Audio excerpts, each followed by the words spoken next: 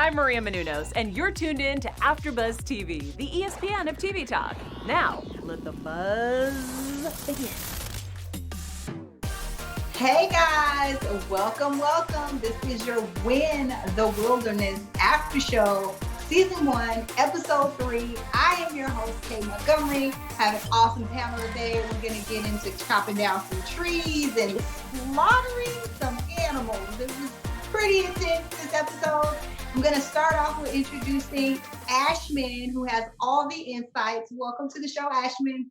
Thank you, Kay. What's up, guys? Episode 3, Dirty Work. Dirty work. I love it. And next up is Mike rounding out our panel. Looks like you have a friend with you today, Mike. Yes, you know it, of course. Today we saw the Sled Dogs, and I brought my day-to-day co-host Bam Bam on here. Longtime AfterBuzz fans will recognize Bam Bam from many shows. He makes plenty of appearances. And he was just excited to see some dogs represented on this episode in Alaska. Nice. Oh, he's so cute. Thank you. All right. So our first challenge is clearing out a pathway or, taking down some trees, falling some trees. Didn't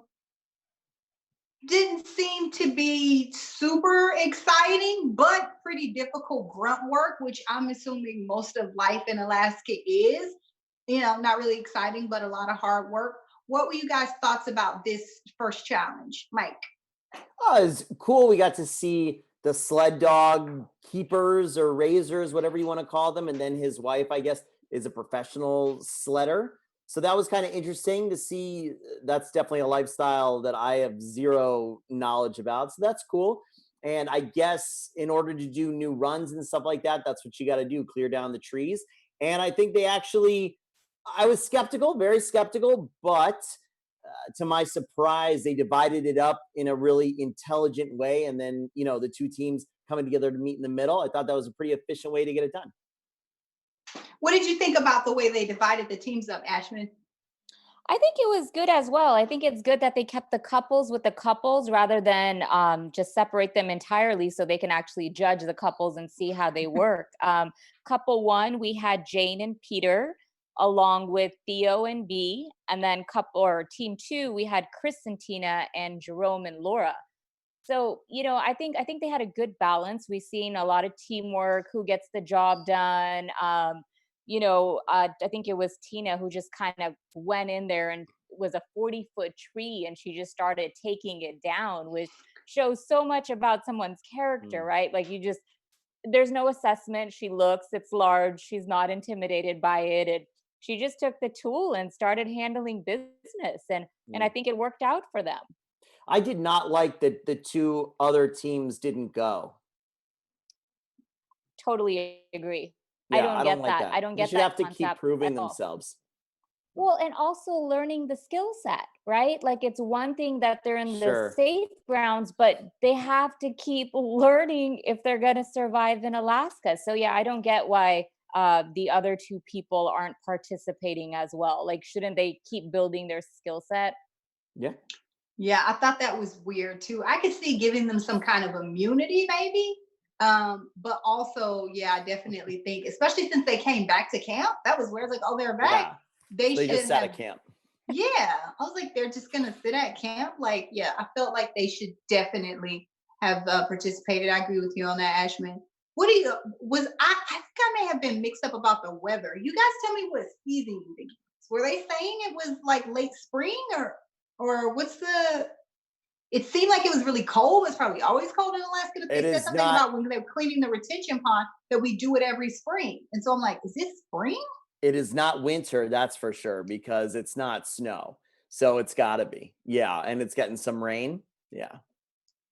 So what do you guys think about having it in spring? I mean, is this a good, you know what I'm saying, judge of, wouldn't you want it to be in the harshest temperature ever? Wouldn't you want them to get the real true life exposure, like when it's freezing cold? I don't think you can do that. First of all, one of these people are going to die from hypothermia and chill. Then you get the excitement you want, Mike. That's what you want. No, in all seriousness, that's the reason why Survivor is never done in a cold climate. First of all, you can't get everybody in bikinis and stuff and show off. But second of all, it takes away from the actual survival element because you spend too much time just trying to get and stay warm.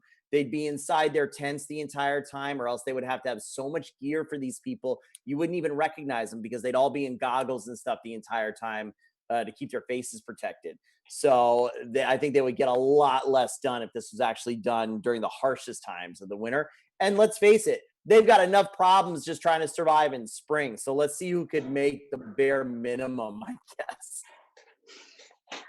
Whoever gets it, I want to see a follow-up. I have got to see a follow-up to like how they're doing after their first winter, because this is going to be insane. I just think it's going to be a totally different situation when they hit middle of winter. What are your thoughts on that, Ashman? Well, I mean, like it seems like even though it's spring there, their climate is still pretty it fluctuates. Like we've seen the heavy rain, the water's still at 48 degrees. So it's almost like if they can't survive in the spring climate, how are they gonna survive the other seasons? And in addition to that, they have the, I think it's 6 months daylight, 6 months light. So it's like they have a lot of climate conditions that they're going to come across. So literally, if they can't have the skill sets now, I mean, how are they going to find trails if it's still dark out? Right. You know what I'm saying? We So learned in that movie 30 Days of Night, right? That's when the vampires come too. So if they're not ready to defend themselves, it's a wrap. yeah, good Well, luck.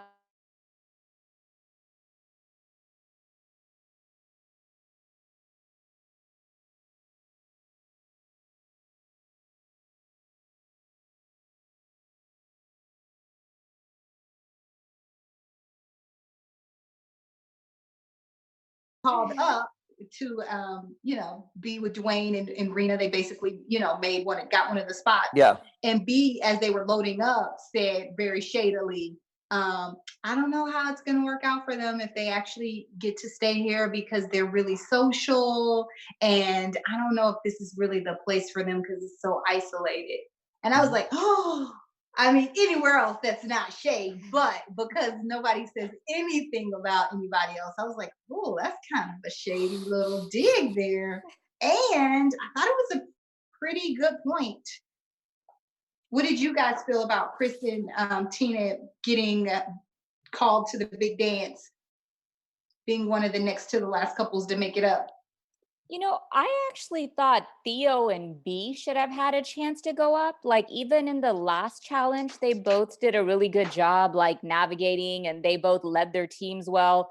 And this one, they did really good too. Like, they just jumped in it and they seemed very comfortable in nature and being able to put in the survival work that's needed. So I thought they should have went up. But it ended up being Chris and Tina. And I mean, I guess it's not too bad of a choice. They seemed really excited to be up there. I think Chris and Tina probably excelled the most at the clear the dog sled path challenge, I guess, if you're going to call it that. They were really tenacious. They never gave up, like Jerome and Laura. That was really disappointing. I think, unfortunately, even though because I have Jane and Peter on my team here, I think if all goes the same in episode 4, Theo and B are going to get called up because they've been really, really consistent. So I'm not really worried about them. But it seems like, at least from what CJ was seeing, that Chris and Tina deserved it for this. It's really difficult for us as viewers to make judgments because there's no tight score system. It's not clearly evident who is winning and things like that. So it sounds like we're sloshing off an answer, but just to say that CJ saw it and they did the best is kind of what we get to go on. Yeah, and I also like that you didn't get to judge off of both challenges, right? You did just one challenge and then they chose, and you didn't get the second challenge, which the second challenge will move right into is slaughtering the animal. And I thought that's where Theo and B really did their best work. They're the vegetarians in the group. They weren't phased. B went in and grabbed the animal's leg. They even ate some of it. The guy who is used to butchering animals even made the joke in the beginning, oh, you guys are the vegetarians, you're going to be the criers. But they didn't. I think that kind of called them out, so they were really tough about it. Were you surprised about how well they did, Ashman? I think for me, when I first learned that they were vegetarians, that was like my first kind of red flag for them. I'm like, okay, if you're not open to kill and you have dietary restrictions, this is going to be a problem for you living in Alaska. So, I mean, that kind of made me question their longevity of how they would be able to stay and survive. I mean, I know there's other fish and salmon, but obviously killing animals and the whole flesh part is a part of the survival. So but I thought it was interesting how they were still very open to learn about it. And they even tasted the meat, which was huge. Like it kind of showed me, like, push comes to shove, okay, they will eat it. It's not a complete no. Yeah, I mean, they're pescatarian, right? They're not vegetarians. So Yeah, that's true. They're pescatarians. So you can theoretically, have, they they do could fish. probably survive in Alaska on just fish. I don't know. This wasn't really a challenge. They kind of all sat around and watched this gentleman do his thing on his farm, which obviously makes sense. You don't want some amateur trying to do this. The animal would suffer. Also, very interesting. Netflix is going in on this show. Last episode, we had NRA and like gun toting politics stuff. Now we have, borderline animal stuff. And I was just like, wow, we're towing some lines here on this. If it's actually a challenge, then the other couples who decided to not go should just be eliminated. Because if we're saying that this is part of the Alaskan wilderness and this is what you got to do, then if they're not even willing to participate and try to watch, then they should just get chopped. Chopped, virtually chopped. Tell me why you think that the slaughtering the animal was like, ooh. I mean, did you think it was a little much? No, I think that they were very respectful with it in the show. I thought it did Yeah. a really good job of portraying it. That is just, along with guns, a lot of times it's a hot button topic, and and the slaughtering of animals can be seen as controversial to certain groups and things like that. And I was just a little bit surprised that they kind of tackled it like no holds barred, like head on, especially after the NRA episode. That's definitely a controversial topic in the States. Any of our international viewers that don't know, it's really controversial here, that group and how it's tied into politics and stuff. Again, we're not saying either way on the show. It's just a fact that it is. And following that right up with like, okay, cool. Now we're going to go watch an animal get killed and get butchered and all that kind of stuff. Yeah, it's real. And that's how it happens. I was just, a little bit surprised that it was kind of so in the face on the show. It Yeah, so surprised me as well. Oh, sorry. No, I was just saying it surprised me as well. Like, because I didn't think they were gonna show the entire shot from the guy shooting the animal, and they took advantage of that full shot. Like we seen the animal go down, which is not something we see all the time because of the Yeah. controversy around it. So I agree. They definitely didn't hold back on the show. And I think they almost showed it like this is a reality of the lifestyle over here. So we're not gonna downplay it. But yeah, Sure. it was interesting. And I mean, for me, it was a little hard to watch because one, I didn't expect it. I'm not used to seeing it. And two, when it came down to the butchering, I mean, the insides that they were taking out, I literally had to be like this for a little bit. I'm like, I cannot see all this flesh because it was a lot. Did you guys have any reaction to it? Like all the flesh? I didn't. I didn't. I was surprised it wasn't as bloody. I noticed that when they loaded the animal's carcass onto the pallet was red, so that when it bleeds out, you can't see it. I thought that was an interesting trick, so it doesn't look really bloody. I was like, oh, that's interesting. I I actually think wanted to see more blood, and I'm a person that edits all my movies. Like everything I watch, I don't even watch rated R movies because of violence. But this was an animal, so I was ready to see some blood and guts. I mean, we saw the guts come out, but it wasn't bloody. I thought that was so fascinating. yeah, That like people we're so desensitized to seeing a person be killed, but not an animal. I thought that was fascinating. I mean, then again, it's real life, so. yeah, that's real life versus Hollywood. I mean, even humans, I don't want to get gross, but it would be similar. It's not this crazy gush of blood just coming out when animals are slaughtered like that, because you have a circulatory system with veins and arteries and stuff that keeps your blood in. So it's not. Oh no, it was bleeding on that pallet. That Yeah. pallet was just red when they dressed So them up. it is the animals specifically bled out like that when the gentleman cut its throat, so as to not cause like sepsis and bacterial stuff in the blood. Right. But as far as removing like the innards, that's totally normal to not have this just like, it's just all blood coming out and like that. But then you feel like a lot of times the shot was behind the animal. So like the leg was up, the body was up. We saw it pull like the stomach out. But we were looking at this end. We weren't looking into what, you know what I'm saying? To the mechanics of everything he was doing. And I felt that was interesting. I wanted to see the inside parts. They won't, I'm pretty sure they're like towing a line already, I think, with how they actually showed it get shot and dropped. Most of the time, you know, on TV, they're not going to show any of that. Like Survivor is a perfect example. They killed the chickens all the time on Survivor, and they'll show the knife going up, and then they'll cut the shot, and then they'll come back to them taking off the feathers and stuff like that. So I think Inside's coming out was probably about as, or what we saw was about as graphic as they're willing to get. That's interesting. My husband has done all of that. And I was like, how does it smell? He was like, it smells really bad. Like no matter how fresh it is. I was like, oh, glad that we don't have smell-o-vision. So while the rest of the crew are, you know, you have a small group of people that are around for the slaughter. Some people are chilling back at the fire. Chris and Tina are already up and kind of getting their evaluation from Dwayne and Rena. Yeah. They're doing a retention. Is it clearing a retention pond? Is that what it essentially is they were doing? They're cleaning a retaining pond, right? So, or is it retention pond? I had huge issues with this. Wasn't it just last episode where they cut grass on a riding lawnmower? Yep. And then these people are trudging around trying to get leaves and muck and crap out of this guy's like water pit. That's very uneven. Then they also, after breakfast, had to do more chores of gathering rainwater and stuff. I was like, wow, they really, you know, Chris and Tina had to work for it.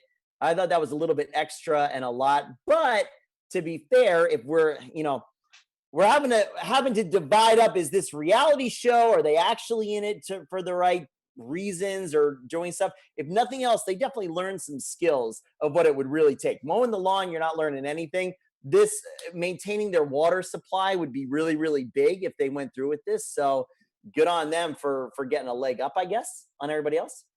Yeah, and then Chris came up with that idea, you know, to drain it out before Dwayne even talked to him about it. So I thought that was smart and pretty ingenuitive of him. And, you know, Dwayne was like, do you have any skill? You know, he's very big on like what skills that you have. And so I thought that was really good for Chris to come back and say, you know, I don't have a lot of like technical electrical skills, but I am a good problem solver. And I was like, you did show you were a good problem solver. So I was like, okay, hats off to that.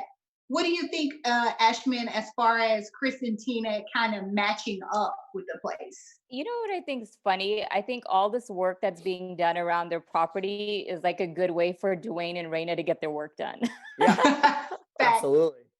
Like, you know what I mean? Like they're older, exactly. The whole mowing, like at the end of the day, at least they're getting something out of it, right? So whoever goes up, bigger, small task, I feel like, okay, they're getting their time's worth. As far as their fitting, I mean, I think they're a good fit. Good fit for the most part, as much as we can tell in this amount of time. I mean, their tasks aren't all that big, but I agree. I think that whole solving the problem was a good thing, because Chris was able to look at it, and it could have taken forever to take buckets and get that water out of there, but instead he was able to figure it out. And I would imagine for anything that has to do with survival life skills, it's all about figuring it out. It's the ability to connect A and B together. So for the fact he was able to do that, even Dwayne was impressed. He's like, hey, I didn't have to tell you about it. You guys figured it out. And I think another thing that makes them a good candidate is they're kind of the in the middle couple right now. Rachel and Matt, they're the youngest couple, right? Mark and Emily, they're the oldest couple. And so they're kind of that in between, you know, their body's still strong and resilient. And so, yeah, I think it's a good middle ground for somebody that's like kind of in the competition right now to be a candidate to inherit it.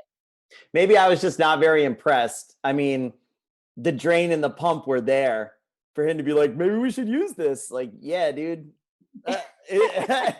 Instead of like bucketing the water out, maybe you should use the drainage system that's already there. I don't know. I wasn't impressed Michael's with like, that. I would hope so. Yeah, clean the leaves out, drain the water. I mean, that's the whole point of the system that's there. It takes the water into where they can actually probably filter it and then use it, right? So I don't know. Well, he had to clear the line. They didn't explain to him how to do it. Give the man a little bit of credit. I thought it was interesting that when they landed, they have to hike in after the plane drops them, the person drops them off, whatever. They landed and Tina said, "This is crazy." And he was like, Chris was like, "This is just how it will be. You wouldn't hear a sound. It would just be you and me. This is so awesome." And she didn't say this is awesome. He said, "I love this." Yeah. She said, "This is crazy." I'm like, Yeah. She ain't ready. When they sat down, I thought it was really interesting. Over dinner, they asked the most questions out of any other couple. You know, they were like, "How is it? How was it when you first moved here?" They told the story about the bears. They were grilling them instead of vice versa. And I thought that was really interesting. I was like, they're not completely. Well, I think Chris is sold, but I think Tina is not 100% sold. And then when Rena said, "You want to be careful because we don't want to pick the wrong couple," and then something happened to them, and then we would feel bad. I was like, yeah, like whoever we pick is gonna die. I don't honestly think any of these couples are actually prepared to live forever in isolation in this cabin. It's a very romantic sounding thing, but these little tests or whatever, or watching a bison get butchered and shooting a gun at a range, this is not truly a test of, you know what? Even with Dwayne and Rena staying there, go stay in the cabin for 6 months during winter and then tell us all if you still want to take this over for the rest of your life. Because these are little fun challenges for the 2 or 3 weeks or whatever the show shot them up there. Life is way different when all the cameras are going away and there's no excitement. It's just like, you just live now. And Yep. I think so many of them are adventurers. Like I Sure. know Chris for sure, Chris and Tina, because they've traveled everywhere. I think a lot of them are like that. They're adventurers. They want an adventure. They've been to all these different places and it's gonna be exciting. But like actually, it's not. It's gonna be a slog, and it's gonna be more of like living in quarantine. You having to like, entertain yourself 99% of the time, and then the other time you're like fighting to stay alive. I just hats off to them. I just don't know how it sounds appealing to anyone. First time you clean out the retaining pond is an adventure. And like the 17th time, it's not that exciting anymore, right? Totally. And my thought process is kind of the same. I'm like trying to wrap my head around what's the motive for this, right? Like I get people that are adventurous. I get people that, want to try different things and maybe be even a little remote.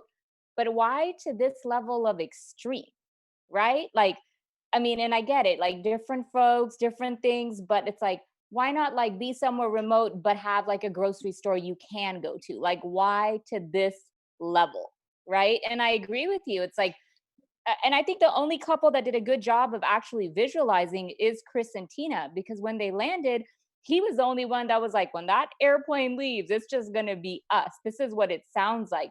And I think that's what people need to start wrapping their heads around. Like this 6 couples, when everyone's gone, this is it. Yeah. Like really, this is what you want? Yeah. Or That don't makes a know. lot of sense. I have friends of mine, really good friends, who just bought a retirement property out in the Midwest. I can't remember what state, but it's a similar kind of thing. Midwest, they're on a bunch of acres. Their nearest neighbor is, 20 minutes away or something like that. However, they can drive to it might take an hour, but they can drive to the town and grocery stores and all other kind of stuff. These guys got to take a plane just to be able to drive to Fairbanks. So this is a different level of isolation. Yeah.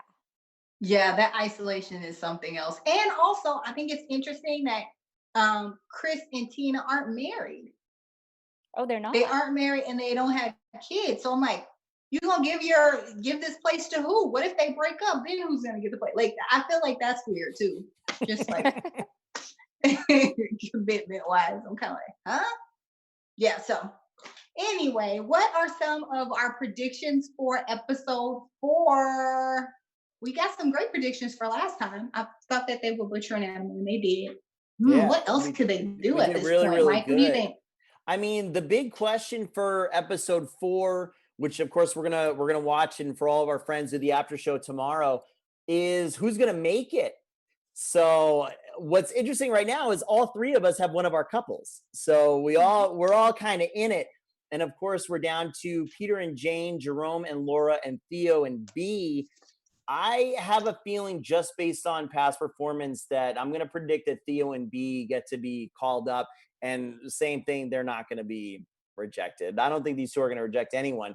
I'm more interested for episode 5 when they start competing amongst themselves. What do you think, Ashman? Can I just say that I totally agree with Mike?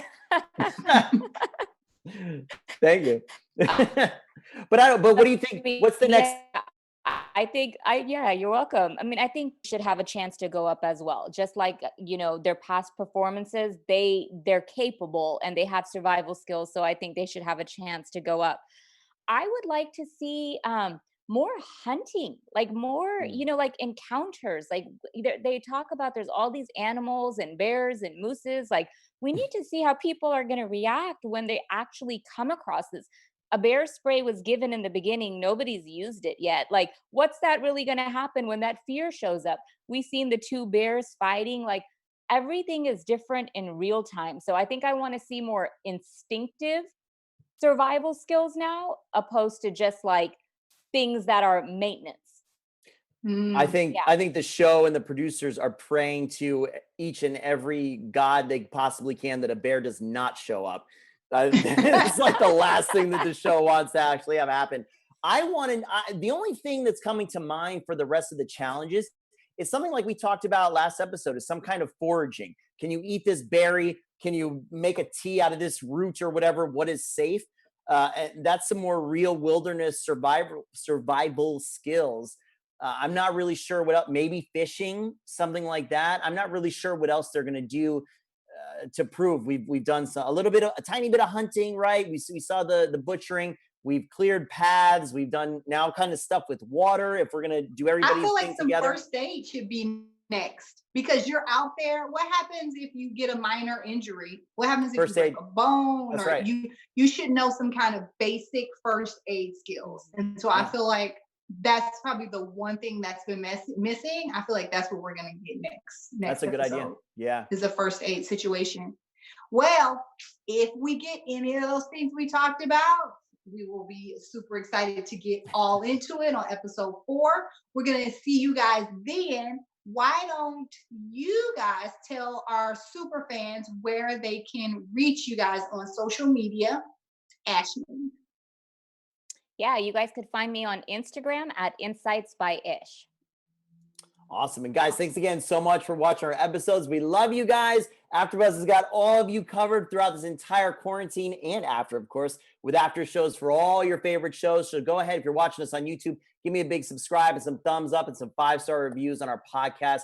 It really helps it out, and we appreciate it. As Kay said, we're going to be doing episode 5 tomorrow, which is the 23rd of April, Thursday at 11 a.m. PST. And that for episode 4, when we whittle it down to our 4 top couples on Win the Wilderness. See you then, guys. Bye. Bye. Our founder, Keven Undergaro, and me, we've got it. So go to AfterBuzzTV.com and check out our lineup. Buzz you later. The views expressed herein are those of the hosts only and do not necessarily reflect the views of AfterBuzz TV or its owners or principals.